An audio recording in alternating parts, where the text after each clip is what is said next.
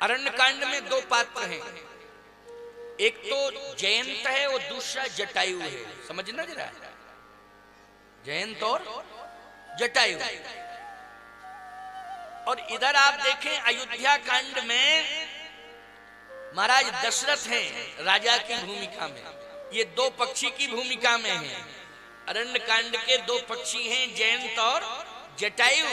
लेकिन प्यारे विचारवान श्रोताओं विचार करना, अयोध्या कांड में एक राजा और इधर किष्किंधा कांड में एक राजा।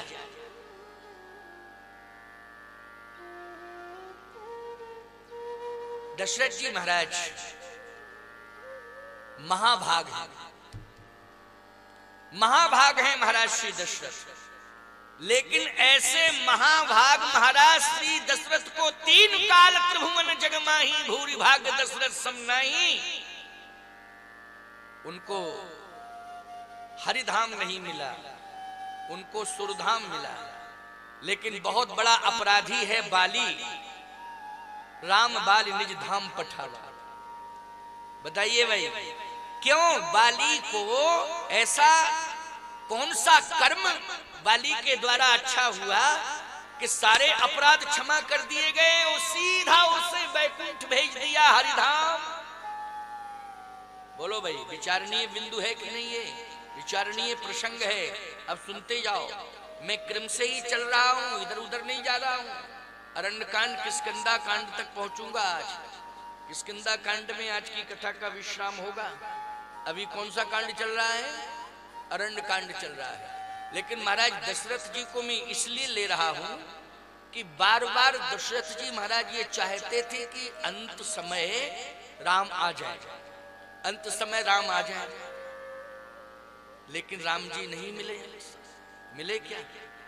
मैं एक बात कहता हूं, अगर दशरथ जी महाराज से एक अपराध बन गया था कि श्रवण का वध धोखे से हो गया था। क्यों भाई?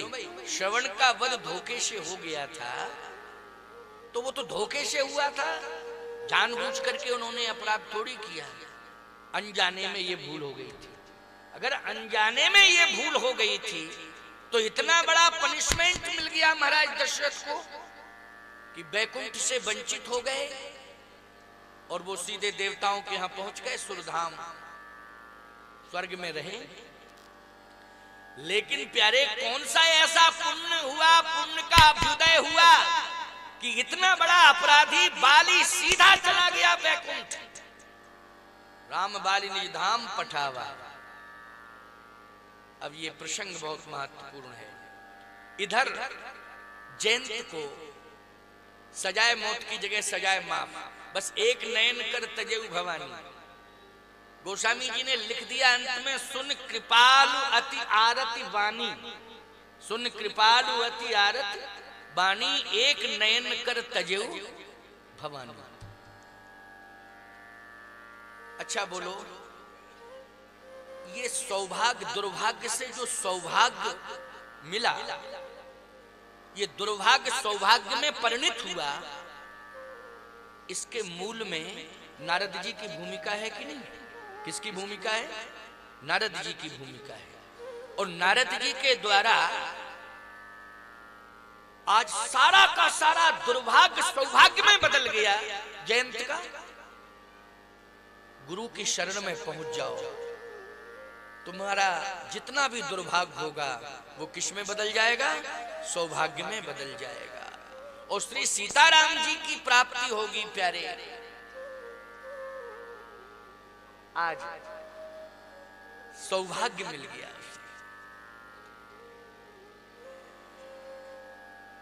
यहां जयंत को अरण्य कांड में श्री किशोरी जी ने पुत्र के रूप में स्वीकार किया। किया कि नहीं किया? और जटायु को पिता के रूप में स्वीकार किया। कांड एक ही है अरण्य, और पक्षी दो हैं। जयंत को किस रूप में स्वीकार किया? पुत्र के रूप में। और जटायु को पिता के रूप में। मोरे जान तात कछुक दिन जीजे, लीजिए आप सुवन सेवा सुख मोहि पितु को सुख दीजे। क्यों भाई, प्रमाण मिल गया कि नहीं मिल गया? भगवान स्वयं कह रहे हैं,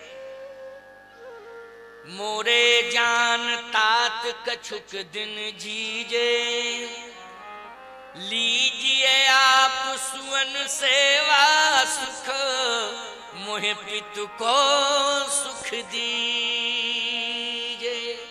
मैं बेटा बनना चाहता हूं आपका, पुत्र के रूप में राम को स्वीकार करो। अच्छा, गिरिराज जटायु ने भी सीता जी को संबोधित किया था, तो क्या कह के संबोधित किया था बोलो? पुत्री कह गए, सीते पुत्री करसी जन त्रासा, ओ करी हो जातु धान करना सा। हे पुत्री, तू चिंता मत कर, अभी तेरा बाप जिंदा है। जब तक बाप जिंदा है, बेटी को दुखी नहीं देख सकता है।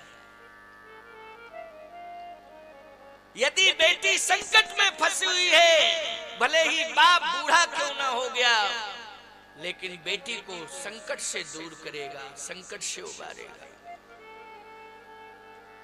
बेटी तू चिंता मत कर, सीते पुत्री करस जन त्रासा, करी हो जात धान करनाशा। चिंता मत कर बेटी, अभी मैं जिंदा बैठा।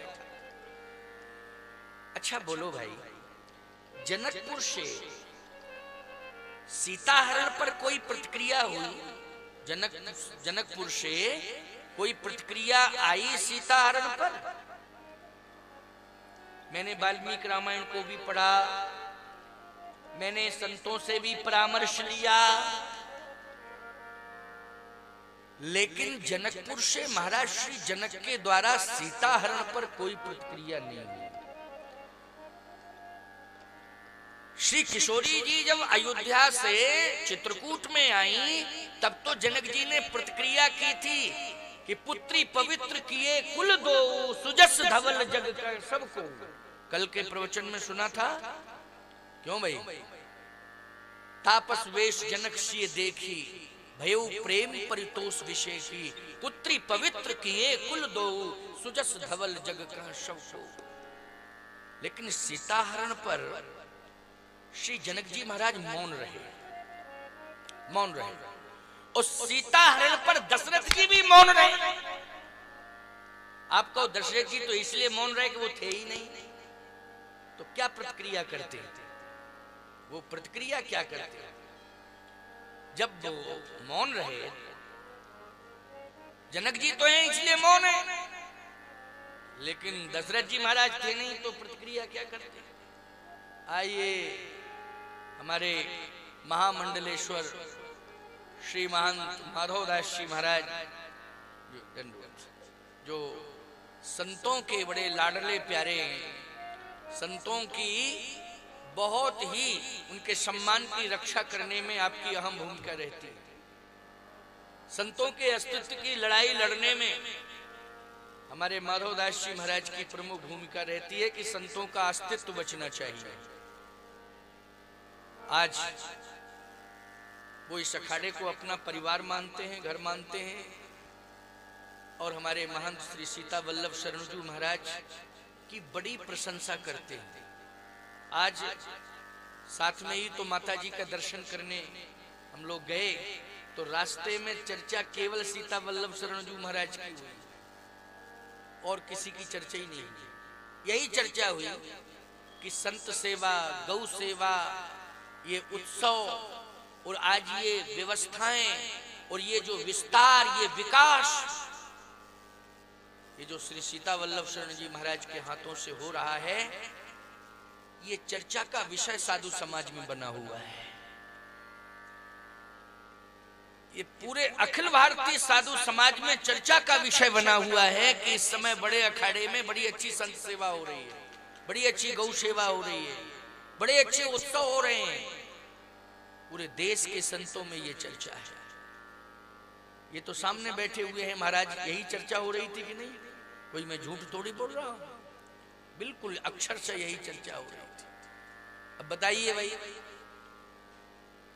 आज ये उत्सव के कारण संत समाज जुटा हुआ है और जुड़ा हुआ है कि नहीं? ये संत जुड़ाव, हमारे यहाँ कहते हैं संत जुड़ाव। ये संत जुड़ाव जो हो रहा है, बोलो ये श्री सीताराम जी के जो विवाह का उत्सव हो रहा है, माध्यम बन गया कि संत जुड़ाव में? आज बहुत बड़ी कृपा है श्री किशोरी जी की। मैं चर्चा कर रहा था कि दशरथ जी महाराज के बारे में टिप्पणी होती है कि दशरथ जी मौन रहे। अरे दशरथ जी महाराज मौन रहे, दशरथ जी तो थे ही नहीं, वो तो राव गए सुरधाम। तो दशरथ जी महाराज क्या प्रतिक्रिया करते? जनक जी महाराज को प्रतिक्रिया करनी चाहिए थी, लेकिन जनक जी क्यों मौन रहे? मैं एक बात कहता हूं, दशरथ जी महाराज भी प्रतिक्रिया कर सकते थे। आप कहो नहीं महाराज वो तो चले गए दुनिया से। अरे दुनिया से गए, लेकिन जब रावण का वध हुआ तो प्रतिक्रिया करने आए। बोले तहीं अवसर दशरथ तहीं आए। क्यों आए कि नहीं आए? उतने बिलोक नयन जल छाए, अनुज सहित प्रभु वंदन कीना, आशीर्वाद पिता तो दीना। बोलो प्रतिक्रिया हो रही है कि नहीं हो रही? लेकिन प्रतिक्रिया कब हुई? जब राक्षस मर गए, रावण मर गया, रावण की तेरही सब हो गया।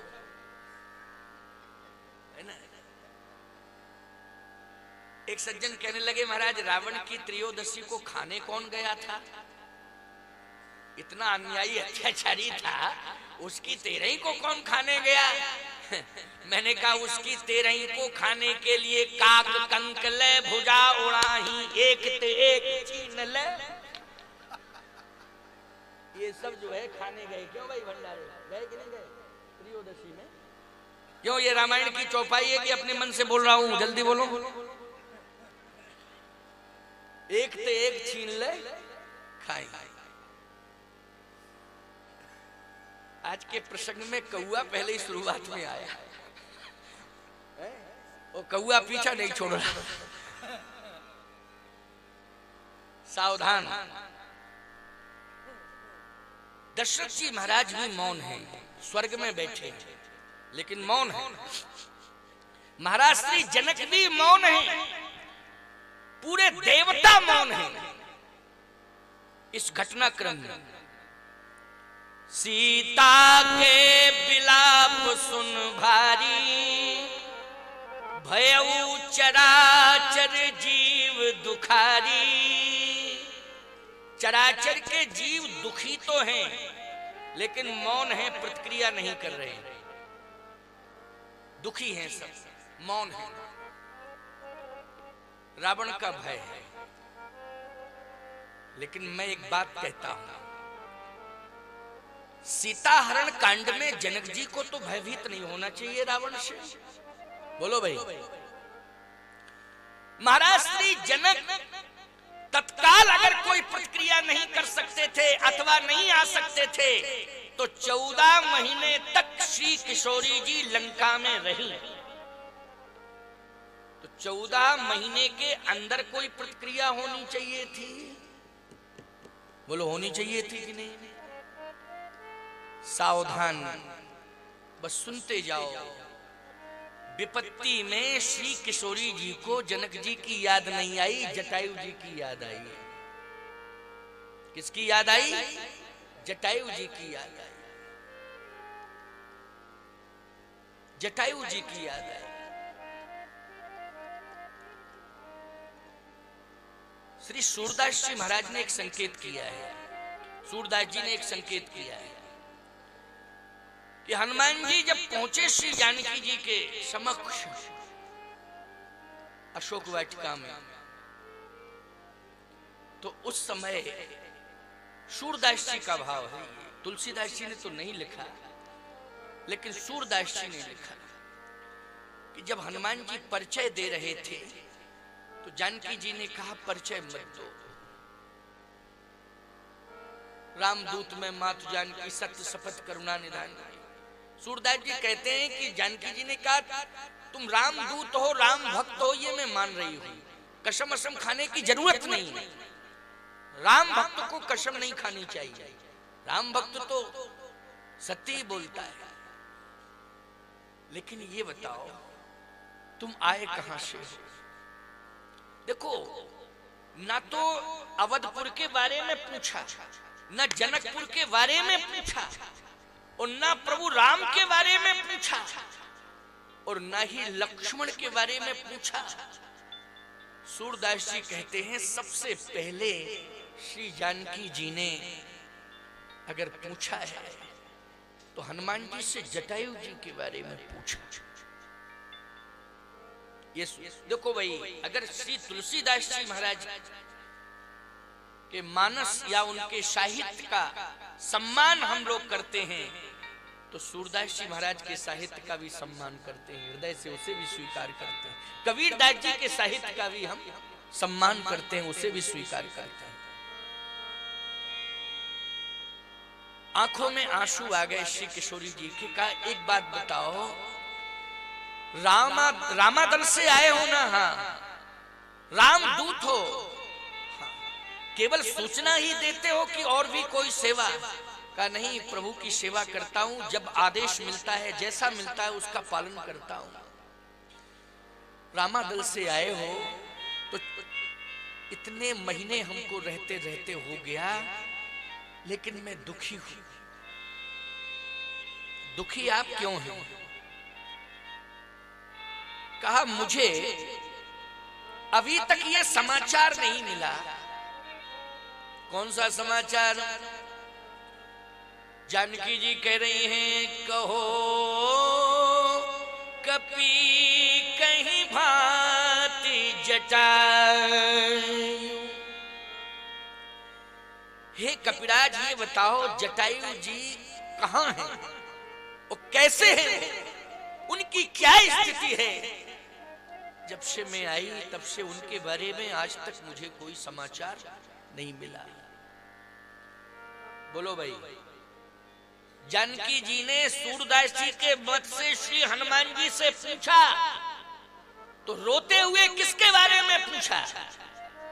जटायु जी के बारे में पूछा, क्योंकि जटायु जी पिता की भूमिका में।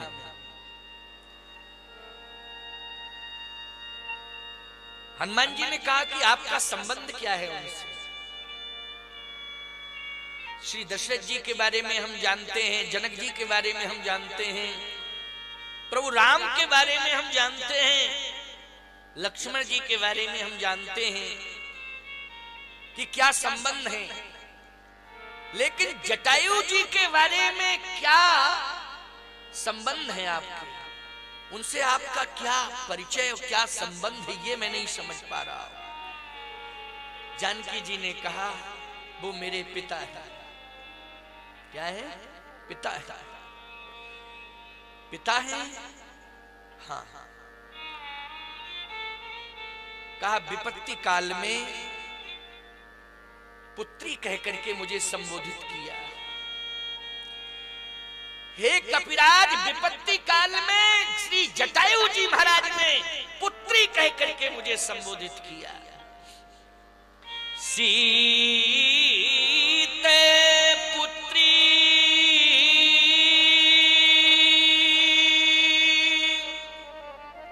करसी जन